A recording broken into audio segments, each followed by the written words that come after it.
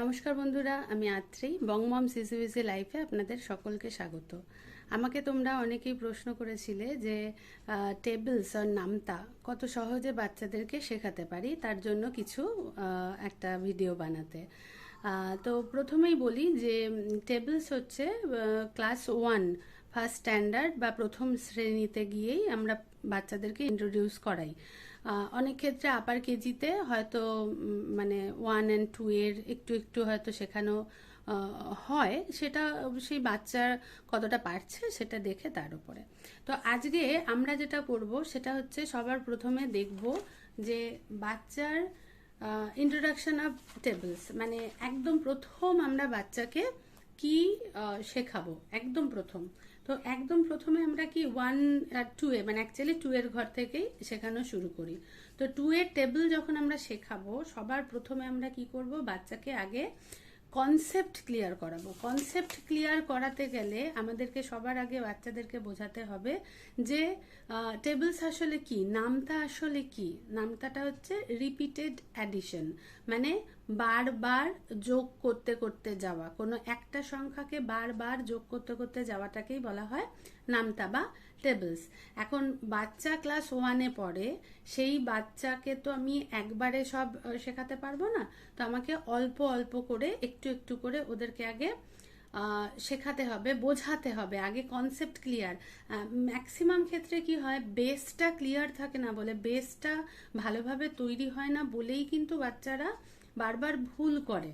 হ্যাঁ, তো বা নতুন যে আর একটা টেবিল শিখবে সেটা শিখতে গেলে তার দেরি হয়। তো আমাদের সবার আগে যেটা করতে হবে সেটা হচ্ছে বাচ্চাকে সবার আগে আমরা শেখাবো বা বোঝাবো যে এটা কি রিপিটেড অ্যাডিশন। টেবলস হচ্ছে রিপিটেড অ্যাডিশন।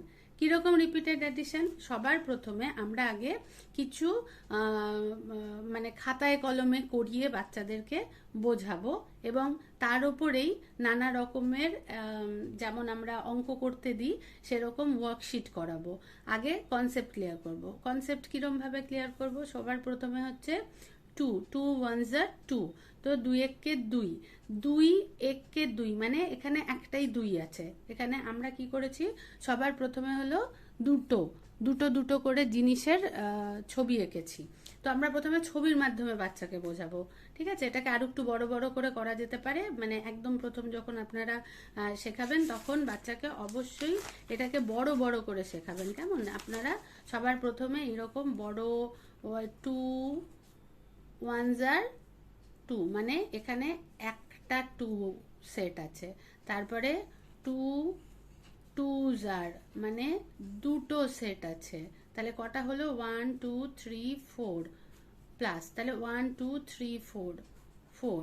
তাহলে দুটো 2 যখন থাকে তখন সেটা 4 হয়, দুটো 2 থাকলে সেটা 4 হয়। কেমন? তো এইখানটাতে আমরা আমি ছোট ছোট করে এখানে করেছি। আপনারা যখন প্রথম বোঝাবেন তখন এরকম বড় বড় করে ওদেরকে কিন্তু অবশ্যই এটাকে শেখাবেন। তো সেখানে দুটো সেট অফ, দুটো, এখানে দুটো আছে এখানে দুটো আছে, আমরা যদি যোগ করি দুটো 2কে তাহলে কত হয়? 4। অ্যাডিশন কিন্তু অলরেডি আমার বাচ্চা শিখে গেছে, তাই তো? ক্লাস 1-এ যখন উঠছে তখন কিন্তু সে অ্যাডিশন এবং কিছুটা সাবট্রাকশনও শিখে গেছে। আমাদের এটা বোঝাতে সুবিধা হবে যে টেবলসটা কি। টেবলস হচ্ছে রিপিটেড, বারবার করে যোগ করা। একই সংখ্যাকে আমরা যোগ করছি। এখানটাতে 2 + 2 4, 2 + 2 + 2, মানে কটা 2 আছে? একটা, দুটো, তিনটে। তিনটে 2কে যোগ করলে 6 হয়। তো এটা যেরকম করাবো, পাশাপাশি আমরা এইখানটাও দেখাবো ওদেরকে। এখানে দেখছি আমরা কি 2, একটাই 2 2 2 2 2 2s are 4। এখানে আমরা কি দিয়ে করেছি? এখানে আমরা মানে একটা ছবি দিয়ে করেছি, তাই তো? এখানে এই ছবিটা দিয়ে 4টে হয়।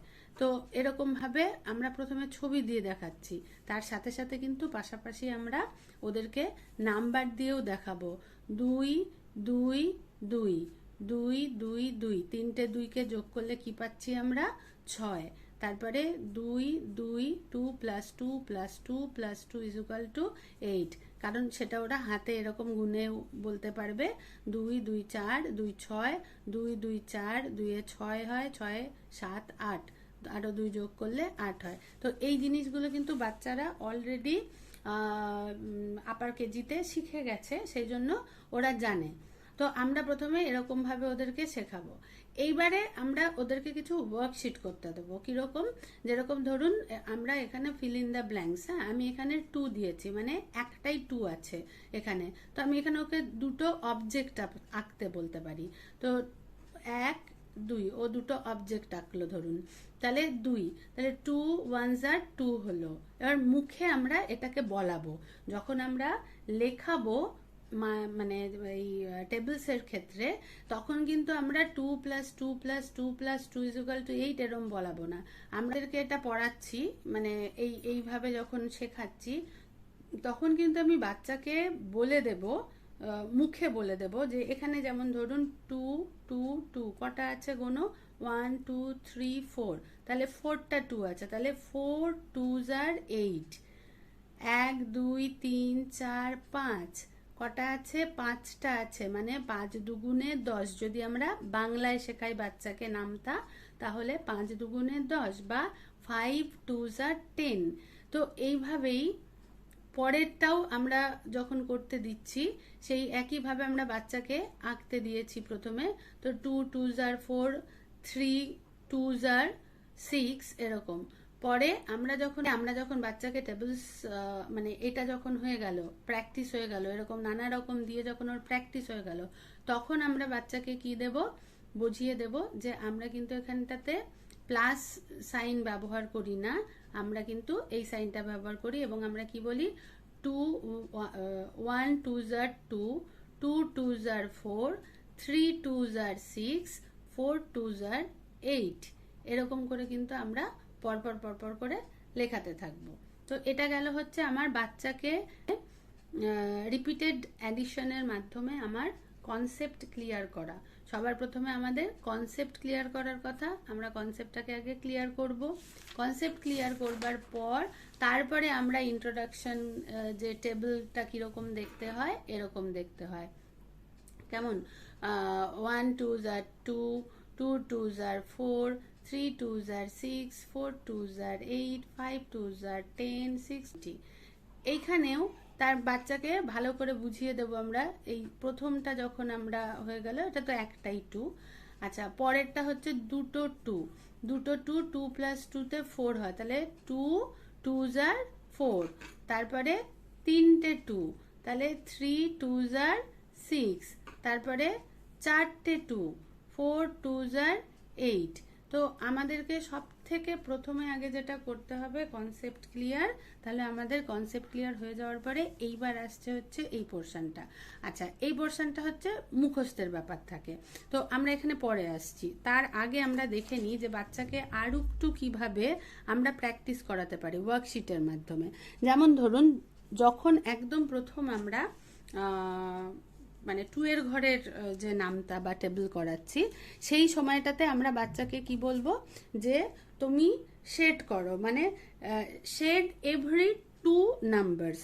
কারণ আমরা 2 2 করে যাই, 2 এর ঘরের নামতা মানে আমরা 2 2 2 2 2 এরকম করতে করতে, যোগ করতে করতে যাই।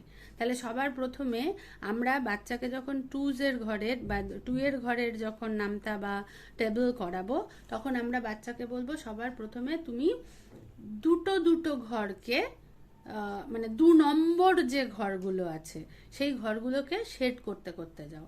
তাহলে, এবং তার আগে আমরা একবার মুখস্থ করিয়েছি, আমরা বাচ্চাকে মুখস্থ করতে বলেছি এটা এরকমভাবে 2 2s are 4, 3 2s are 6, এরকম করে মুখস্থ করতে বলেছি। এবার আমি বাচ্চাকে কি বলছি, যে তুমি প্রত্যেকটা মানে shade every 2 number, every 2 number, তার মানে প্রত্যেক 2 নাম্বারটাকে আমাকে সেট করতে হবে। তার মানে এখানে হচ্ছে 2 4 6 8 10 12 14 16 18 20। প্রথমে আমরা শেড করতে বললাম, শেড করবার পর তারপরে আমরা একটা বড় জায়গায় এটা লিখে দিলাম ওদেরকে ভালো করে সুন্দর করে। আমার একটু এই জায়গাটা গন্ডগোল মানে লিখে ফেলেছিলাম, তো নোংরা হয়ে গেছে। তো আপনারা সুন্দর করে এটাকে একটা জায়গায় লিখে দেবেন, আর তারপরে ওকে সেট করতে বলবেন। দেখে দেখেই করুক, প্রথম প্রথম দেখে দেখেই করুক। দেখে দেখে করবে, যখন দেখবেন মিলে যাচ্ছে, এখানে 2, 4, 6 এরম করে মেলাতে মেলাতে যাচ্ছে বাচ্চা। তো এটা যখন এরমভাবে করতে করতে যাবে, ওর সাথে সাথে মুখে বলতে বলুন। এই যে এইবার হচ্ছে মুখে বলো 2 1s are 2, 2 2s are 4, 3 2s are 6, এরম করে পরপর পরপর বলতে বলতে যেতে বলুন। তাহলে দেখবেন এটা ওর একদম সুন্দর চোখের সামনে ভাসবে, মুখস্থ হয়ে যাবে। একই জিনিস যদি থার্ড টেবিল, যেটা 3 নম্বর টেবিল যেটা আমরা করি, সেখানে হলে আমরা কি বলবো, শেড এভরি 3 নাম্বার। 3 নম্বর নাম্বারটাকে প্রত্যেকটা 3 নম্বর নাম্বারটাকে তুমি শেড করতে করতে যাও। এটা হচ্ছে 3-এর ঘরের নামতার ক্ষেত্রে। 3 3 দুগুণে 6, 3 তিরিকে 9, এরকম করে ও যদি বাংলায় পড়ে তাহলে ওইভাবে বলতে বলতে যাবে। তো এভরি থার্ড নাম্বার। যাই হোক, আমি আপাতত এইটুকুনি বোঝানোর জন্য আপনাদের শুধু দিয়েছি।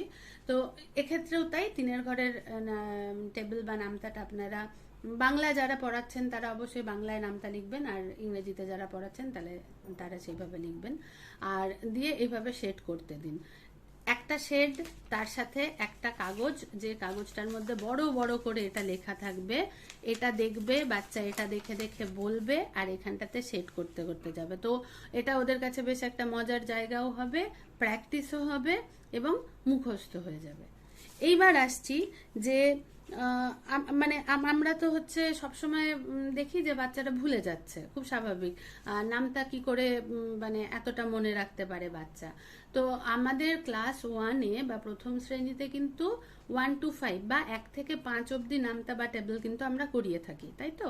1 থেকে 5 অবধি নামতা যখন আমি বাচ্চাকে করাবো, সবকিছু কিন্তু আমি একসাথে করাবো না।